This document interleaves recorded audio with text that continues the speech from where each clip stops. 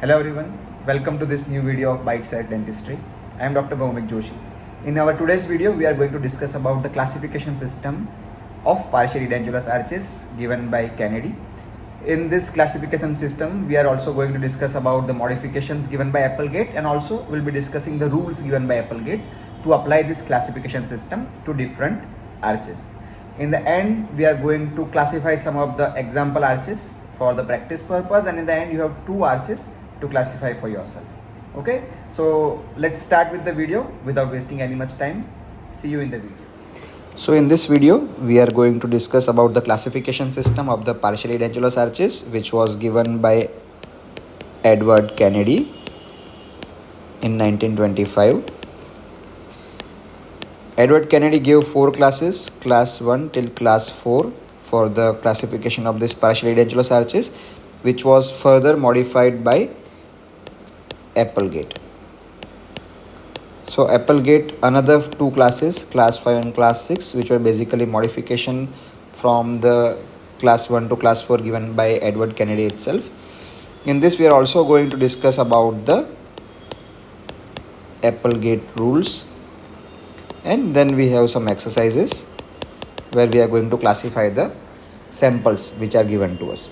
Okay, now let's start with this classification system. The first arch that we are, or the first arch type that we are going to discuss about the partial edentulous arches are class 1. Now class 1 are the arches which are basically bilaterally edentulous, and they are located posterior to natural teeth. So bilateral edentulous and the ones which are located posterior to natural teeth are classified as class 1. So here you can see bilateral edentulous and they are located posterior to the natural teeth. This type of arches are classified as class 1. Then comes class 2. Now class 2 are unilaterally edentulous. Unilaterally edentulous and they are located posterior to natural teeth. Right? So these are our class 2. Then comes class 3. Now class 3 are again unilaterally edentulous, but they are located between natural teeth. That means they have a natural tooth abutment present anterior and posterior to the edentulous space. This is class 3. Remember, from this class 3 again, Applegate has classified class 5 and class 6 also. But for now, we are sticking to it. Now, this type of arches are this classification system of partial edentulous arches by Kennedy are for RPDs, and that is removable partial dentures, and they are tooth plus tissue supported. This thing you should remember. Okay. Then comes class 4. So class 4 is a single but bilateral. Single but bilateral means it has to cross the midline. So single but bilateral edentulous arch which is crossing the midline are classified as class 4 partially edentulous arches. Now comes Applegate's modifications. Now Applegate's modification are basically modification of class 3 only. That is unilateral edentulous arch bound anteriorly and posteriorly by natural tooth. But what happens in class 5 is one of the abutments, specifically anterior abutment, is not strong enough and it is not suitable for the support to the connectors that we have had, right? So this is single unilateral arch located between the anterior and posterior tooth, but the anterior tooth in this arch space is not suitable for the support. Then comes class 6. Now class 6, here again it is modification of class 3 only by Applegate, where it is bound anteriorly and posteriorly by the natural teeth. But here both the anterior and posterior teeth, which are present anterior and posterior to this edentulous space, are capable enough to give full support. So this type of denture will be tooth supported. Tooth supported edentulous arch and not tooth tissue supported, right? So these are 6 classes of this Kennedy classification plus Applegate's modification. Now comes the Applegate's rules. Now Applegate's rules are basically, because not all the cases we are going to have single edentulous arches as we have seen in this class 1 to class 4. We are going to have multiple edentulous arches, right? Or multiple edentulous spaces present in the arch. Then how to classify them? For that purpose, Applegate has given these rules. So let's talk about the first rule. So first rule says that classification should follow the extraction and not precede. It should not precede. That means you should not classify before the extraction is done. You have to wait before the once the extraction is done, then only you can classify. So let's say in this case we are going to, or these two tooth are periodontally compromised, or let's say some of the tooth are present as root stumps only. So in that case, if you classify, then there won't be any missing tooth only, right? So we have to first extract those teeth, and once you have extracted those teeth, then you can classify the partially edentulous arch. Next comes the rule number 2 and 3. Now rule number 2 and 3 are basically dependent on third molar. So what does rule 2 say? Rule 2 says that if third molar is missing and it is not to be replaced,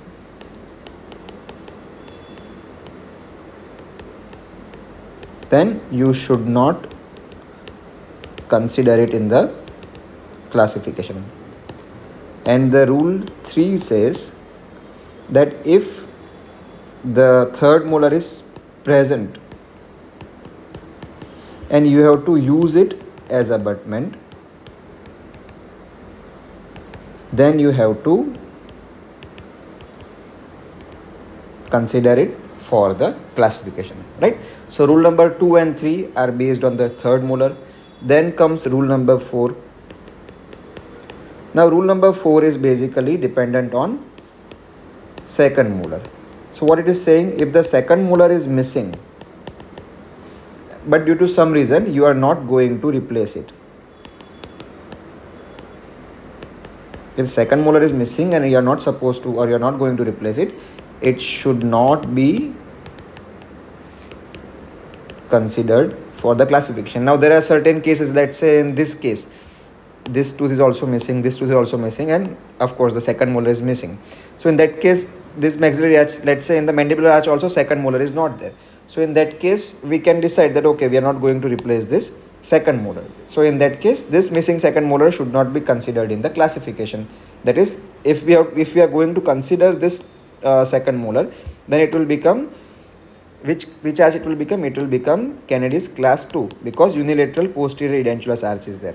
But if we are not going to replace it, in that case only these areas will be missing, and then we have to classify it accordingly. Okay, so this is our rule number 4, where if the second molar is missing and it's not to be replaced, it is not considered in the classification. Now comes rule number 5, 6 and 7. Now rule number 5, 6 and 7 are very important, right? So what is rule 5 saying? Rule 5 says that only the most posterior edentulous area determines the classification. Most posterior area will determine the classification. So here you can see there is area number 1, area number 2. Both of them are there. If you consider this as the classification, this will become Kennedy's class 3. And if you consider this, it will become class 2, because unilateral posterior edentulous area. But the rule is that most posterior edentulous area has to be considered in the classification. Then comes rule number 6. What is rule number 6 saying? Rule number 6 says that edentulous area other than the one which is determining the classification are referred to as modification. That is, area other than the one which determine the classification, it is considered as modification. So if this area is determining the classification, in that case this area will become the modification. Rule number 7. What is rule number 7 saying? That only number of areas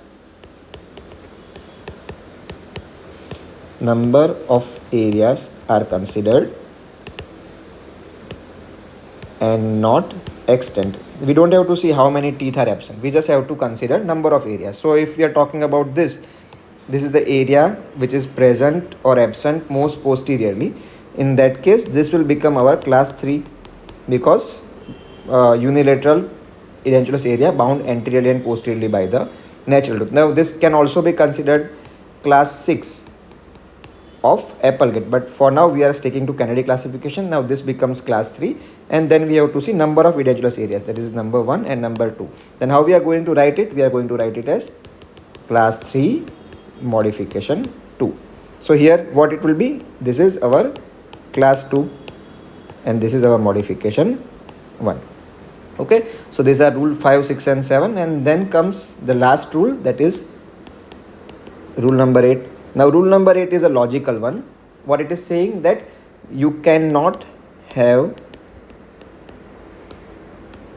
modifications in class 4. That is obvious because as we saw in the previous rules, that is our rule number 5, that most posterior edentulous area is going to consider the classification. Now let's say this is class 4. Now by any chance, if any other tooth was missing, let's say if this tooth was missing, then it will become class 3 modification 1 because this area is missing.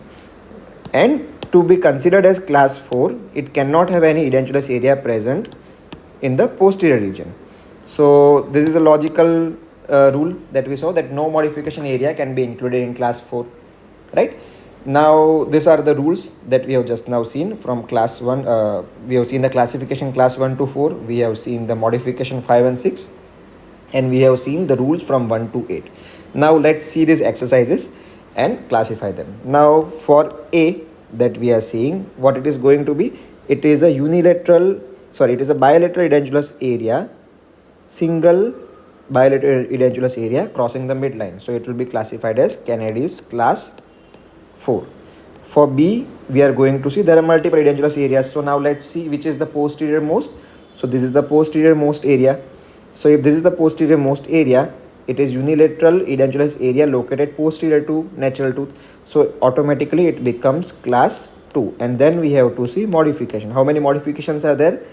1 and 2. So this becomes class 2 modification 2, right? Then comes the C.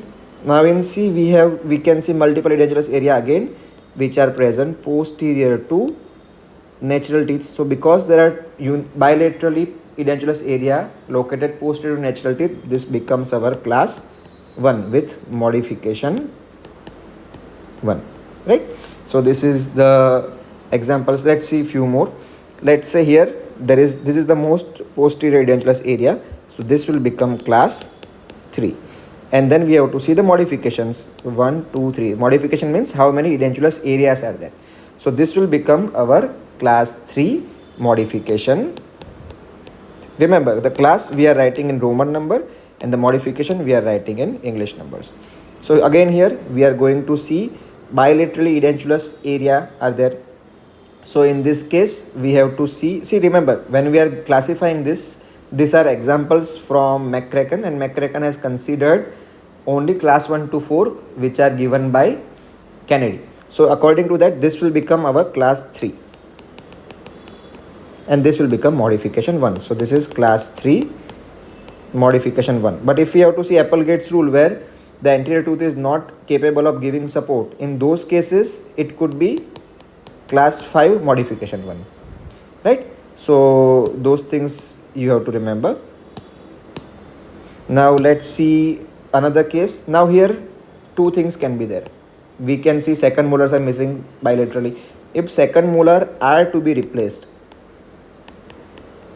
in that case it will become class 1 because bilaterally edentulous areas are present, and then will be modification 2.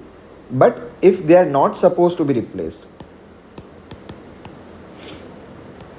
if they are not to be replaced, then it will become only this area is to be considered, then it will become class 3 modification 1. Okay, now let's see this last 3. In that first one, again a bilateral edentulous area crossing the midline, this will become class 4. Here you can see unilateral edentulous area posterior to natural tooth, it will become class 2. And then again we have to see in this multiple edentulous areas, we have to see which one is posterior most. So this is posterior most, which is unilateral edentulous area bound anteriorly and posteriorly by the natural tooth. According to Kennedy, this becomes class 3. And then we have to consider the modification, that is 1, 2, 3, 4 and 5. So it will become class 3 modification 5. But if we have to see according to Applegate's, in Applegate's this can be classified as class 6. That is, it can be totally tooth supported. This premolar and second molar can be totally tooth support to this partial denture. So in that case we can also call it class 6 modification 5. So if you are preparing for any competitive exam, in that case you have to choose the answer according to given options.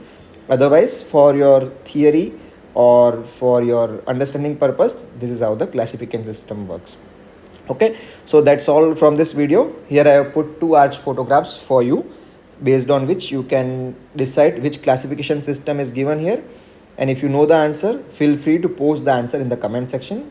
Also, if you have any doubts, please feel free to reach out to me through the comment section. All the best.